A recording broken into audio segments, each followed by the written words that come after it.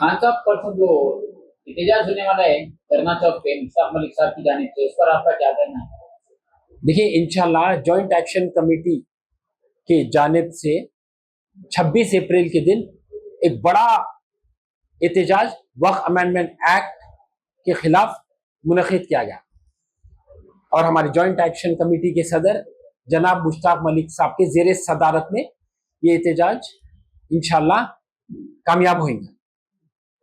पहले तो मैं आप सबको कहता चलूं कि ये जो कानून आया वक्फ अमेंडमेंट एक्ट, ये अनकॉन्स्टिट्यूशनल है, डिविसिव है और पूरे हिंदुस्तान को पोलराइज करता है। नरेंद्र मोदी का कहना है कि ये बिल वक्फ के जायदादों का तहफ़्फ़ुज़ करता, ये बिल्कुल गलत है। ये वक्फ के जायदादों का तहफ़्फ़ुज़ नहीं करता, ये वक्फ के जायदादों को लूटने का बिल है। ये इसको हम काला कानून कहते हैं और सख्त मजम्मत करते हैं इस कानून की। और जो एहतजाज मुनक़िद होने वाला है 26 अप्रैल बरोज़े हफ्ता धरना चौक इंदिरा पार्क 2 बजे से 5 बजे के दरमियान, हमारा मुतालिबा है कि हमको कोई रिलैक्सेशन नहीं चाहिए कोई क्लॉज पर।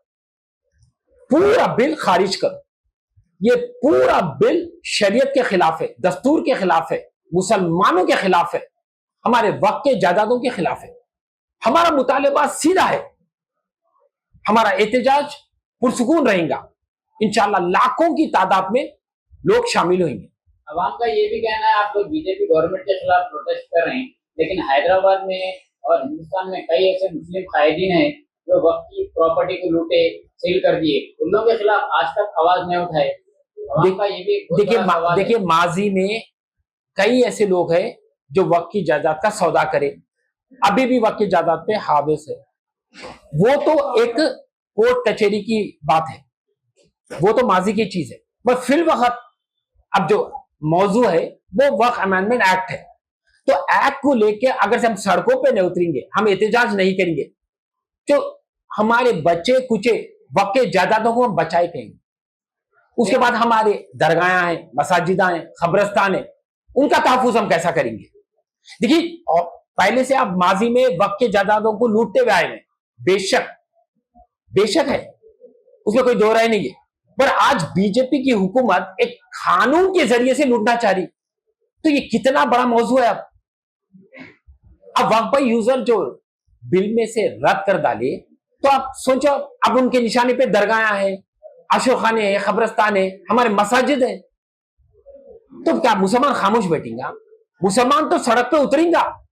और मेरा आप माजी में जाके हर तकरीर सुनेंगे, हर प्रेस बाइट सुनेंगे, उसमें एक ही चीज बोलते क्या, सड़कों पे उतरो, एहतजाज करो। ये बिल तो लोकसभा राज्यसभा में पार होने वाला है, फिर प्रेसिडेंट ऑफ इंडिया भी मोहर लगाने वाले, गजट भी बन जाएंगी, मगर इसको रोकना है तो एहतजाज करो। आज वही हुआ, बिल एक शक्ल में आ गई कानून के। आगे से आप घर में हम बैठेंगे तो फिर इस कानून को रद्द कैसा कराएंगे? हमारा मुतालिबा क्या है, खारिज करो। तो मुसलमानों से मैं गुजारिश कर रहा हूं, अकायद के झगड़े भूल जाओ। खामोशी तुम्हारा हथियार नहीं है, तकवा तुम्हारा हथियार है, इत्तेहाद तुम्हारा हथियार है। इत्तेहाद की बिना पे उतरो सड़कों पे, अकायद के झगड़े भूल के उतरो। शरीयत की बात आ गई, मुसलमानों की बात आ गई। और मैं साथ ही साथ हिंदू भाइयों से भी अपील करता हूं, ईसाई भाइयों से भी अपील करता हूं, सिख भाइयों से भी अपील करता हूं कि आप भी आइए। ये हमारे मुल्क का सवाल है, ये दस्तूर का सवाल है। जैसा आप हिंदुस्तान के मुहामी है, हम भी हिंदुस्तान के मुहामी है। बीजेपी के निशाने पे हमारे वक्त की जायदाद है, कल बीजेपी के निशाने पे कैथोलिक चर्च की जायदाद रहेंगे, फिर गुरुद्वारे रहेंगे। ये तो सिलसिला चलते रहेगा। जो भी बिल ला रहा तशद्दुद का शिकार बना रहा मुसलमानों को, हर बिल में हमारे को तकलीफ दी जा रही। चाहे ट्रिपल तलाक देख लिए, सीए देख लीजिए, आर्टिकल 370 देख लीजिए, अब ये वक्फ अमेंडमेंट एक्ट। और अब देखिए, पूरे हिंदुस्तान में क्या लोग एहतजाज नहीं करे? केरला में नहीं करे, the Indian union Muslim league वाले, फिर हैदराबाद में भी हुआ मुस्लिम पर्सनल लॉ बोर्ड की जानिब से, वेस्ट बंगाल में हुआ। वेस्ट बंगाल में तो हमारे 3 लोग शहीद हो गए, एजाज मोमिन को पुलिस की गोली लगी। अब जो शहीद हुए, क्या उनकी शहादत क्या रंग ले लेंगी? हमारे को तो उतरना होगा, हमारे को तो मुतालिबा करना होगा।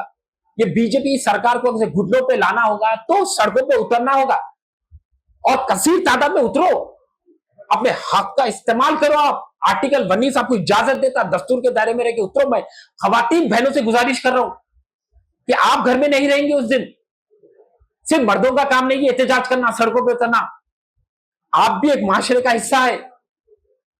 मुकम्मल तरीके से आप भी ये जंग में शामिल रहना। मेरे बहनों से गुजारिश है, मेरे माओ से गुजारिश है, छोटे बच्चों से, बच्चियों से गुजारिश है, उतरो। क्या आप शाहीन बाग भूल गए? शाहीन बाग खवातीन कायम करे थे, पूरा हिंदुस्तान हिल गया, बीजेपी की सरकार हिल गई। तो जब शाहीन बाग वहां खवातीन कायम कर सकते तो ये एहतजाज में क्यों नहीं शामिल हो सकते? तहसील तादाद में लिखिए, घरों में रहने का अब सवाल ही नहीं है। अब ये जंग का माहौल है, उतरना है, फिरका परस्त ताकत को बताना कि हम इत्तेहाद में हैं, हम ये काला कानून को खारिज करें जब तक हम खामोश नहीं बैठेंगे। और मैं फिर बोल रहा हूं, ये तो सिर्फ एक चिंगारी है। ये एहतजाज जो हो रहा है 26 तारीख के दिन, ये तो सिर्फ एक चिंगारी है, अब ये आग में तब्दील होने वाली है। एक एहतजाज हो गया, घर में आएंगे, बैठेंगे, क्या बताओ हमारा काम होगा? नहीं, अब ये तो सिलसिला शुरू हुआ।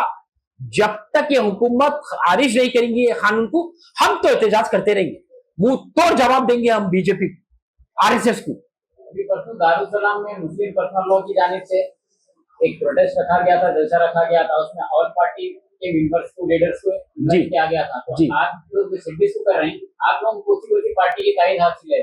देखिए, ये जैसा मैं बोल रहा हूं, ये कोई मसला कोई जमात का नहीं है, कोई तंजीम का नहीं है, ये मसला हमारे मुल्क का है। हमारे 10वीं तादाद में लिख लिए, घरों में रहने का अब सवाल ही नहीं है। अब ये जंग का माहौल है, उतरना है, फिरका परस्त ताकत को बताना कि हम इत्तेहाद में हैं, हम ये काला कानून को खारिज करें जब तक हम खामोश नहीं बैठेंगे। और मैं फिर बोल रहा हूं, ये तो सिर्फ एक चिंगारी है। ये एहतजाज जो हो रहा है 26 तारीख के दिन, ये तो सिर्फ एक चिंगारी है, अब ये आग में तब्दील होने वाली है। एक एहतजाज हो गया, घर में आएंगे, बैठेंगे, क्या बताओ हमारा काम होगा? नहीं, अब ये तो सिलसिला शुरू हुआ। जब तक ये हुकूमत खारिज नहीं करेंगी ये कानून को, हम तो एहतजाज करते रहेंगे, मुंह तोड़ जवाब देंगे हम बीजेपी आरएसएस को। अभी परसों दारुसलाम में मुस्लिम पर्सनल लॉ की जानिब से एक प्रोटेस्ट रखा गया था, जलसा रखा गया था, उसमें ऑल पार्टी के मेंबर्स को, लीडर्स को इनवाइट किया गया था। तो आज लोग 26 को कर रहे हैं, आप लोग कौन सी पार्टी की तारीफ हासिल है? देखिए, ये जैसा मैं बोल रहा हूं, ये कोई मसला कोई जमात का नहीं है, कोई तंजीम का नहीं है, ये मसला हमारे मुल्क का है, हमारे दस्तूर का है, सेकुलरिज्म का है। तो हर वो जमात वाला ये मार्च में शामिल हो सकता, चाहे सियासती जमात रहने दो, तंजीम रहने दो, कोई भी शख्स, हिंदू रहने दो, मुसलमान रहने दो, तालीमी दायरे से उसका वाबस्ता रहने दो, हर कोई आओ शामिल हो कि अपनी आवाज को बुलंद करो, हक की आवाज को बुलंद करो, बता दो नरेंद्र मोदी को कि हम एक हो गए।